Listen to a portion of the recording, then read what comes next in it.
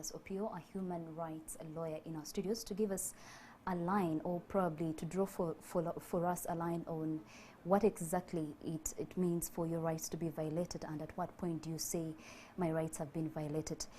Welcome to our studios tonight. Thank you for having me. First and foremost, we'd like to hear from you. Have you been tracking the cases, the number of cases of people that have been, whose rights have been violated during this lockdown? We run a human rights tracker. It's been running for over a year now. The purpose of which is to track, document, and publish cases of human rights violations across the country. In respect to the COVID period, we have been tracking various incidents of human rights violations, but we have been deeply concerned about the rising number of fatalities that are directly related to the enforcement of the guidelines that have been issued by the President. We have so far recorded 16 fatalities, people who have been either shot or beaten to death by security officials in the process of enforcing COVID-19 guidelines. So I know, just like you said, you have so far about 16 people, but we've also seen reports of security personnel being attacked by the citizens themselves, and also the citizens have been attacked or beaten by the security personnel. At what point do you say that my rights have been violated?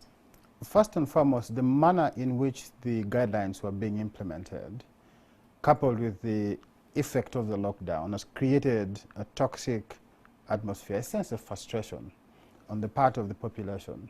People who have to go and fend for their children and find food, and security officials bent on implementing the guidelines. The prolonged lockdown has given rise to that kind of anger in society, and has given a rise to incidents of violations of rights of security officials. There are cases of civilians who have attacked security officials in the exercise of their duty. And that has been partly because of the frustration, but also largely because of what people see as the high-handed nature in which security officials have enforced, the inhumane nature in which these guidelines are being enforced by security officials. I give an example of women in Lira. Women who are simply looking for food for their children were rounded up, sent away to prison to serve a sentence. Many of them were clutching onto the bodies of their naked children.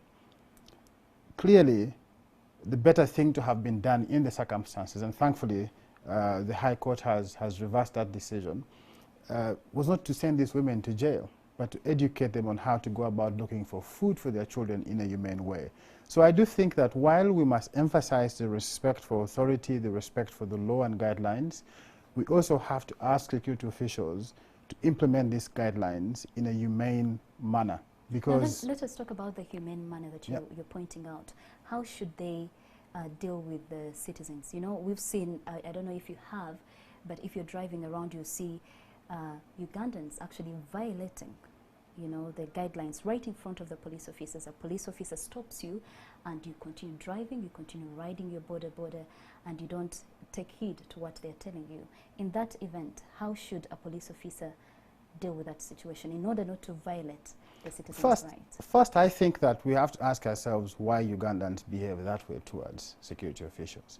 It's simple mistrust. It's simple sense of fear that if I am caught violating these guidelines, I probably might be treated in a manner I don't want to be treated. So the high-handed nature drives people to run away, for people to attack police officers or LDUs or whatever security agency it is. And so first we must reform and build the trust of our security agencies, that they are humane, that they are understanding, and that their main intention is not to punish but to educate people. Once that is achieved, we can then ask the population that these guidelines are for your own good. It is important that you adhere to them. Wear your mask, distance, try and wash your hands, use sanitizers, because it's not being done for the benefit of security officials only, it's for all of us. Your health and the health of the President is dependent on the health of that woman selling vegetables on the roadside. Unless all of us are safe, none of us will be safe. We are therefore in our own self-enlightened interest to be adhering to these guidelines, in the absence of which a catastrophe will befall all of us. So I think that for me, One, we must build the trust in our security agencies. We can build this trust by acting in a humane manner, in a manner that seeks to educate people, as opposed to lock them up in jail. What does locking up a woman clutching onto the naked body of our child got to do with enforcing guidelines? How will it benefit all of us? It won't. So let me take you back. You said about, for those watching us tonight, 16 people have died at the hands of security personnel from your own assessment. Yes. Can these people, the police officers, be held accountable for the number of people that have died?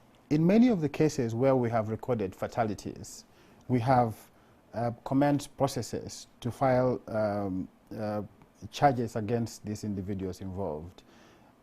And these charges will relate to not just only violations of rights, but also seek compensations and damages from the individual police officers and LDUs involved. In one case I'm happy to highlight is a case of a deaf Ugandan in Agago district who couldn't hear what the LDU was shouting at him. The LDU just simply fired at him and had his legs completely shattered, and the leg has now been amputated. In that case, we are taking up a case against the district officials, the LDU commanders, and the DPC of the area. What about the security personnel that have been attacked by the citizens? Can they have, for the people that attacked them, can they be held accountable? Oh yes, oh yes. Criminal charges, in fact, in all the cases where security officials have been attacked, criminal charges have been commenced against the people who are suspected to have committed these offenses. The only difference is that when a civilian is killed, there's no corresponding criminal charge or actions on the part of security agencies to hold their own accountable. So yes, criminal charges have been commenced, and if they haven't been commenced, we'll encourage the DPP, the Director of Public Prosecution, to interest themselves in those cases and commence criminal prosecutions immediately. And maybe finally, for those watching us tonight, just briefly, that would like to know the places they can go to once they feel their rights have been violated, where can they go to? So there are numerous non-government organizations that are investigating, prosecuting, and helping people to seek redress. You can find them in all of your districts. But in terms of government agencies, I think that people need to begin to make use of the Uganda Human Rights Commission, because it is the constitutional body mandated to investigate human rights violations.